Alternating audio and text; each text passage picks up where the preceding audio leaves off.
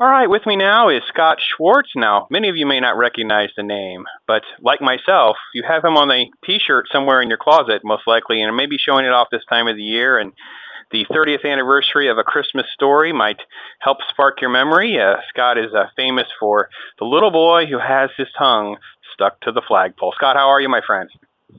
Good, Brandon. That's got to be one of the most interesting descriptions of how to introduce me. I like that. Well, at least I try to come up with something a little bit different, maybe a little bit more flair than you're used to. But in all honesty, I am literally wearing my shirt today in honor of the interview that we're able to fit in, where it's a picture of you as a child with your tongue stuck to a flagpole and will forever live in infamy, right? Yeah, hey, there's nothing wrong with that. Now, 30 years, I mean, first off, it's got to feel like, holy cow, it's been 30 years. But more importantly than that, I mean, how many people recognize? How many people actually put two and two together when you're out and about? It's a little here and a little there. We all get older and, we gain weight, lose weight, whatever it is. But, it happens here and there. Well, it's definitely a great role to be a part of. Tell folks a little bit about what it was like to be a child actor at this time. And did you kids were you kind of all hanging out together in between shooting, that kind of thing? Or how did a lot of that work? Well, there was a lot of camaraderie between myself and Peter. The director, Bob Clark, A Christmas Story, he didn't want us hanging out with the bullies because he wanted us to really be afraid of them.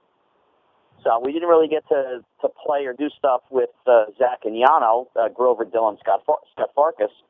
And Ian, who played Randy, the little brother, well, what do we have in common with him? He was, 5 or 6 years younger than us.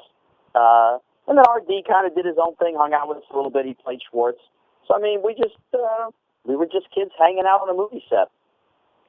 It was a great, great film and a lot of great memories. Do you have a certain scene besides that one that it's still just kind of cool to know that you were part of this, or a line that people quote all the time? My scene is, pretty basic of what it is. People don't really do any of the dialogue from the other stuff I did. I more enjoy the stuff that Darren McGavin did, the old man, the fragile, it must be Italian, that the Chinese restaurant scene is my favorite scene in the film. Just a lot of, movie making is sort of a lot of pieces that just get put together in a puzzle, and if it's done right, it comes out well, and this one came out well. Yeah, it's a great, great thing. And you were able to be a part of a really cool reunion I'd like to touch on, too, where we done an interview. We talked to the folks that have renovated the Christmas Story house where Ralphie lived. They've opened a museum and a gift shop there. It's a great, great attraction area there in the Cleveland area, and you were able to be there, part of a 30th anniversary sort of reunion. Tell us about how cool that was to be able to gather with some pretty exuberant fans and go see each other again. Yeah, it's very enjoyable. The guys, we've definitely bonded our friendships over the years. Myself and Zach, Scott Farkas, he's one of my best friends. Yano, I don't get to see that much. He's in Atlanta. Ian's in Cleveland. Patty, who was the mean elf lady, she's there. She lives in Cleveland. Fun to see the gang and get together. And, it's always fun to be in Higby Square, even though it's sort of changed now. It was at Dillard's for a while, and now there's actually a casino. And Higby's is now a casino, although it's not called Higby's anymore. It'll always be the Higby's building.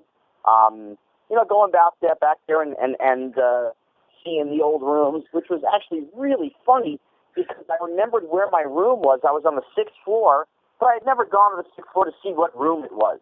And it was actually, the room number was 610, which was very, very strange because in New Jersey, my house was 610 Talamini Road. That's so cool. Just total coincidence. Yeah. But, seeing the fans and really enjoying their stories and seeing a few people who were extras and they just kind of show up. And the casting lady, Julie from Cleveland, she was in the parade scene. It's an enjoyable time to go back.